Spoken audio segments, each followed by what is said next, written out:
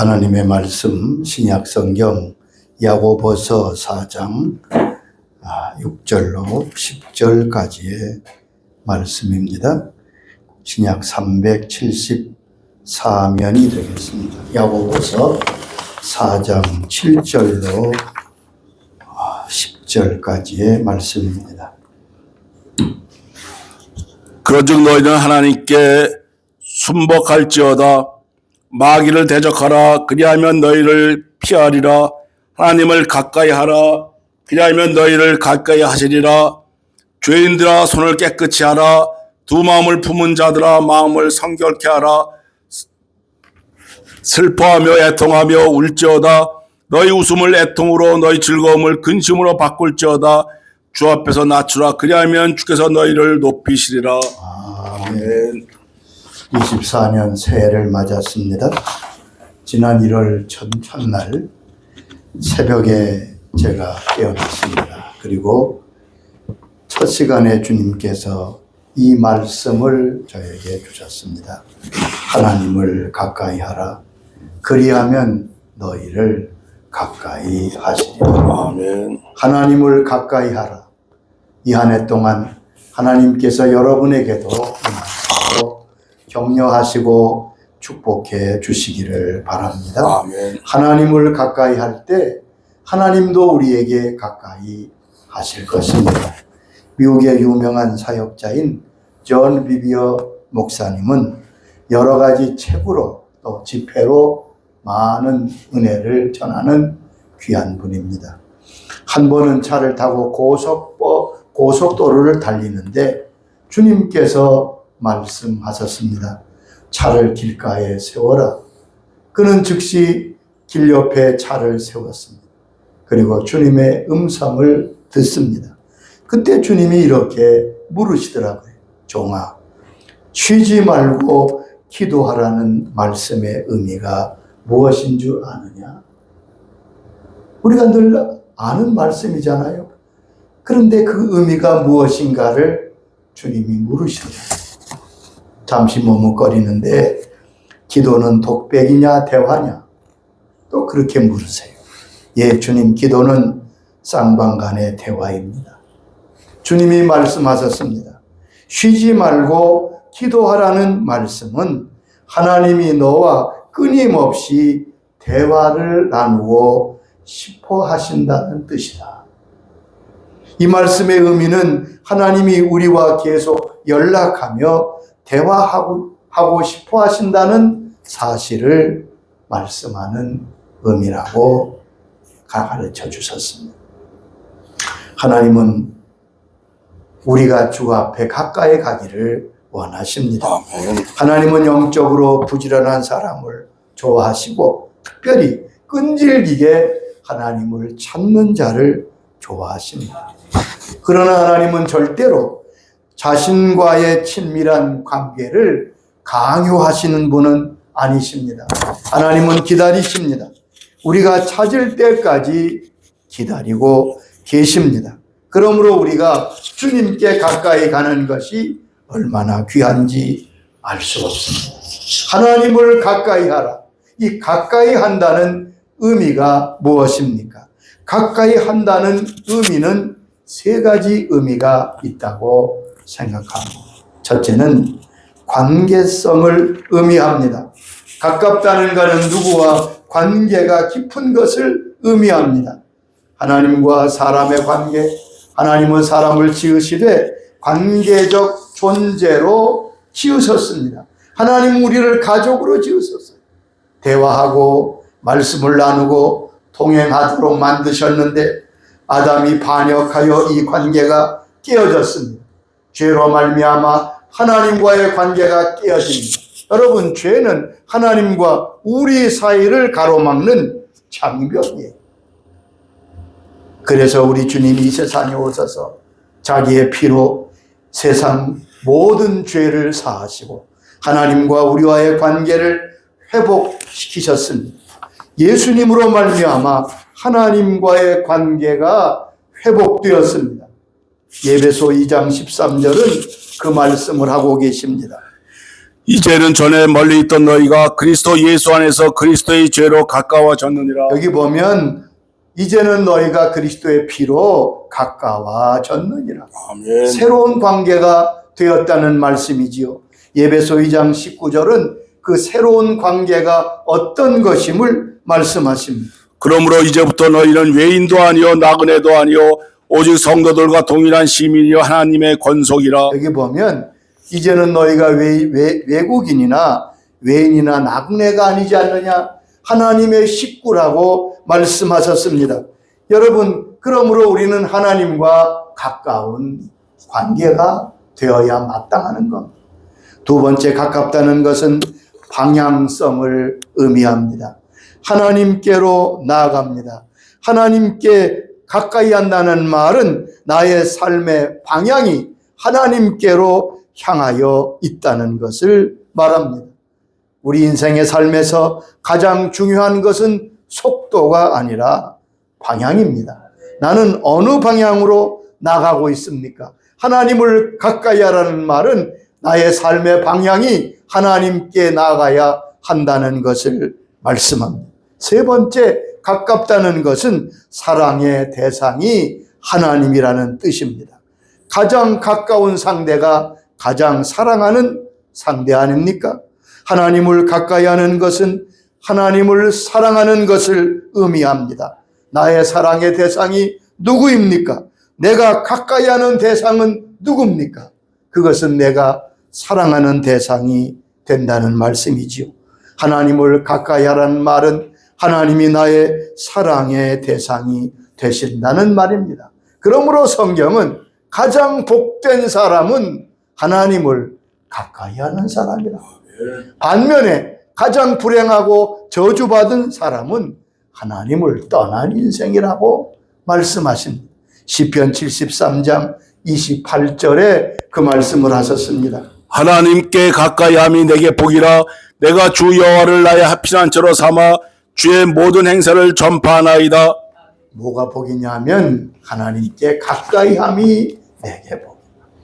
반면에 시편 73장 27절에는 이렇게 말씀했습니다. 무릇 주를 멀리하는 자는 망하리니 음녀같이 주를 떠난 자를 주께서 다 멸하셨나이다. 주를 떠난 자는 망하는 길로 가는 것이다. 참으로 복된 사람은 하나님께 가까이 나아가는 사람입니다. 그런 의미에서 다윗은 복된 사람입니다. 하나님이 다윗을 얼마나 사랑하셨습니까? 내 마음에 합한 자요 나의 뜻을 이룰 자라고 다윗을 칭찬하셨습니다. 그런데 그렇게 다윗이 복된 사람이 되고 하나님이 사랑하셨던 것은 그 다윗의 생이 하나님을 가까이 하는데 온 힘을 기울였기 때문에 그렇습니다.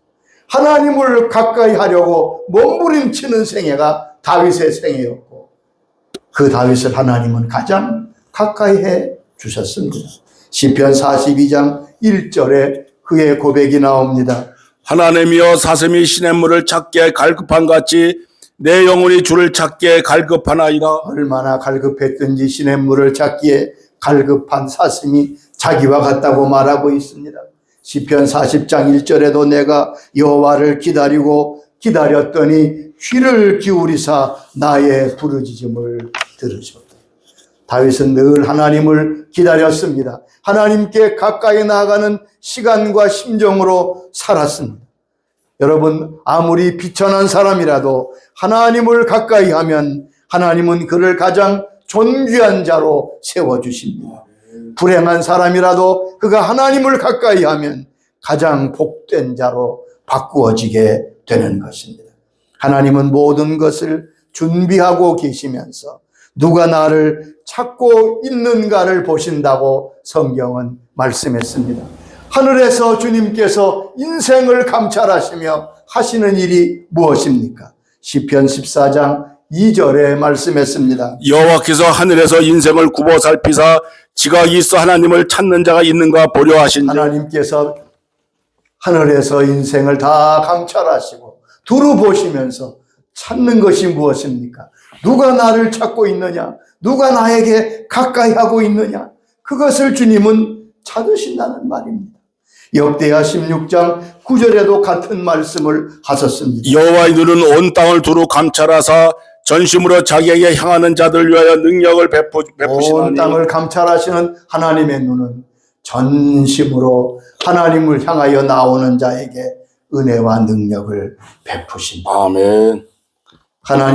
하나님께 가까이 할 때 하나님의 은혜와 사랑이 임하게 됩니다. 여러분, 하나님은 우주의 주인이십니다. 하나님이 오신다는 것은 우주의 주인께서 오신다는 것을 의미합니다. 그러므로 우리가 하나님께 가까이 나아가는 것이 중요합니다. 아멘. 우리는 성경에 오벳 에돔이라는 사람을 볼 수 있습니다. 이 사람은 그렇게 널리 알려진 사람은 아닙니다만 좀 특별한 의미의 사람입니다. 다윗이 다윗성에 하나님의 법궤를 모시기 위해서 3만의 군대를 동원하고 새수레를 만들고 법궤를 옮깁니다. 백성들이 춤을 추고 나팔을 불고 하는데 법궤가 나곤의 타작마당에 이르렀을 때에 갑자기 소들이 뛰기 시작합니다. 법궤가 흔들흔들하니까 옆에 있던 울사가 법궤를 붙들고 그만 그 자리에서 죽고만.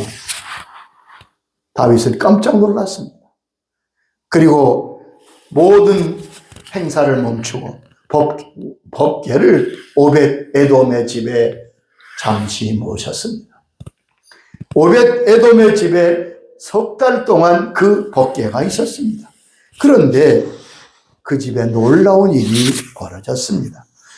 사무엘하 6장 11절에 말씀하십니다. 여호와의 궤가 가드 사람 오벳에돔의 집에 석 달을 있었는데 여호와께서 오벳에돔과 그의 온 집에 복을 주시니라. 하나님의 법궤가 오벳 에돔의 집에 석 달을 있었는데 여호와께서 오벳 에돔과 그의 온 집에 복을 주셨다고 아멘. 말씀했어요. 하나님을 가까이한 하나님을 모심을 하나님의 임재를 상징하는 법궤를 그가 모실 때 하나님께서 그의 집에 복을 내려 주셨습니다. 이 소식을 들은 다윗은 다시 하나님의 율법대로 법궤를 다윗성으로 옮겨가게 됩니다. 여러분, 오늘도 하나님 앞에 가까이 가는 것이 얼마나 큰 은총인지 알 수 없습니다. 이 새해는 하나님께 가까이 하기로 결심하며 시작하실 수 있기를 바랍니다. 아멘. 그러면 우리가 어떻게 하나님을 가까이 할 수 있습니까?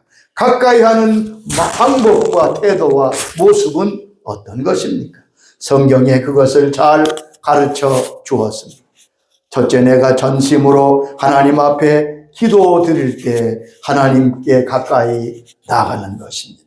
그때 또한 하나님이 우리에게 가까이 오십니다. 하나님 앞에 간구하며 기도할 때 우리의 기도는 하나님께 가까이 나가는 길이 된다고 말씀하십니다. 아멘. 신명기 4장 7절에 말씀하십니다. 우리 하나님 여호와께서 우리가 그에게 기도할 때마다 우리에게 가까이 하신 것 같이 그 신이 가까이 함을 얻은 큰 나라가 어디 있느냐. 하나님께 우리가 기도할 때마다 하나님께서 가까이 오신다고 말씀하십니다.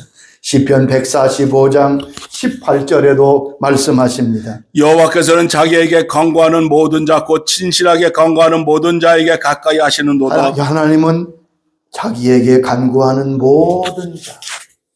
모든 자, 진실하게 간구하는 모든 자에게 가까이 하십니다. 하나님은 차별하지 않습니다. 기도하는 자에게는 누구나 가까이 하신다는 말씀입니다. 그러므로 우리는 은혜의 보좌 앞에 나가야 됩니다. 은혜의 보좌 앞에 나가는 것은 기도입니다. 은혜의 보좌 앞에 계신 우리 하나님께, 우리 주님께 나가는 것, 그것이 바로 하나님을 가까이 하는 것입니다. 아멘. 히브리 4장 16절에 그 말씀을 하셨습니다. 그러므로 우리는 긍휼하심을 받고 때를 따라 돕는 은혜를 얻기 위하여 은혜의 보좌 앞에 담대히 나아갈 것이니라. 여기 보면 은혜의 보좌 앞에 우리가 기도하며 나아갈 때 은혜의 보좌, 하나님이 계신 그 은혜의 보좌 앞에 간구함으로 나아갈 때 하나님이 두 가지 크신 복을 주신다고 말씀하셨잖아요. 긍휼하심을 받는다. 아멘. 긍휼하심을 받는다. 여러분 성경 잘 보세요. 어떤 죄인도 어떤 악한 하나님 앞에 나가 기도의 자리에 나가며 주 앞에 가까이 갈 때 주님이 책망하시는 법이 없어요. 긍휼하심을 받습니다. 불쌍히 여기십니다. 또한 때를 따라 돕는 은혜를 주신다는 거예요.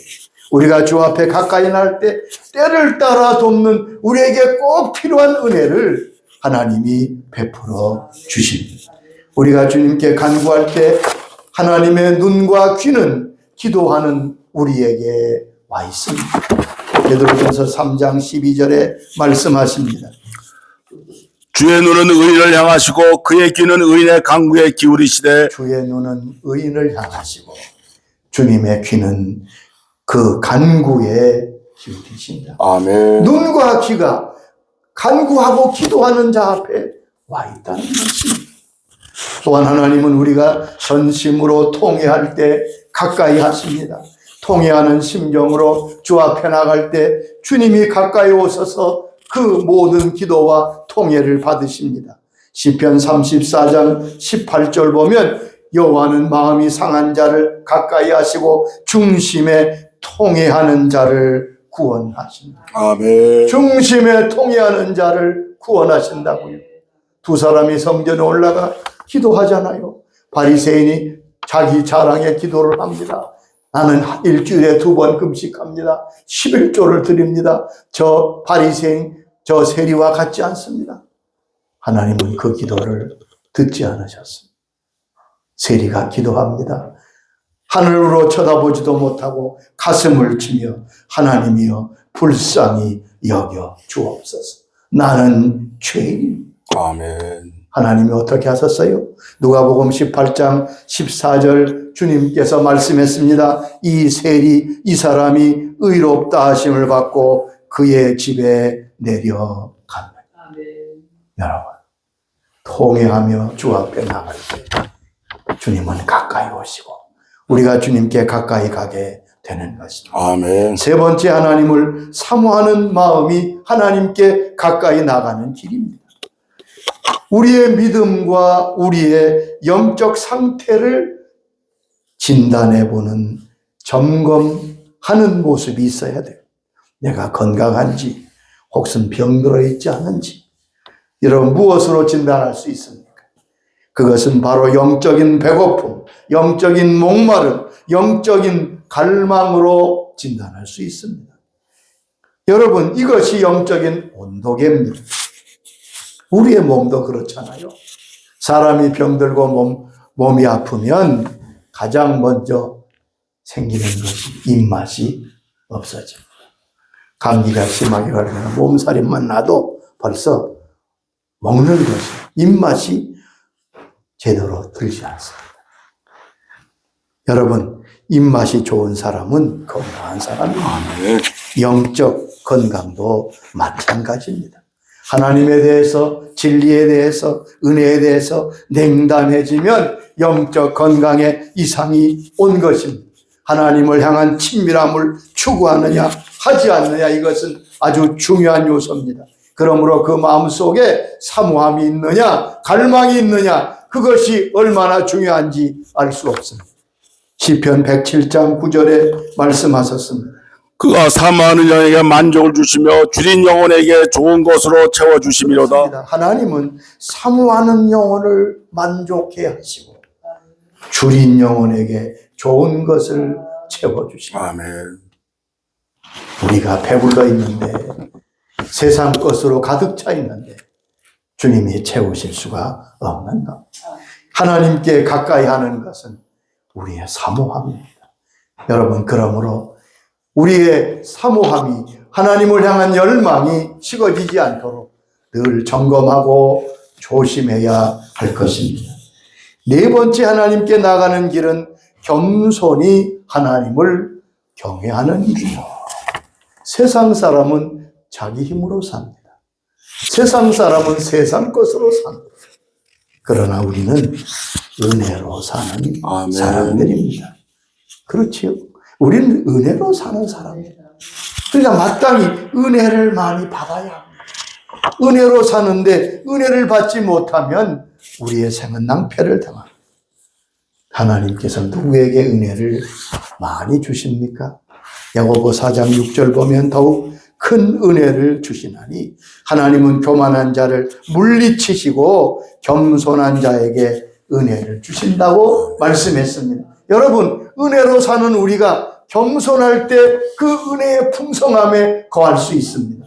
하나님은 일관되게 말씀하십니다. 교만한 자를 물리치시고 겸손한 자에게 은혜를 주신다. 아멘. 그 겸손이 무엇입니까? 우리는 겸손을 좀 잘못 이해할 때가 많습니다.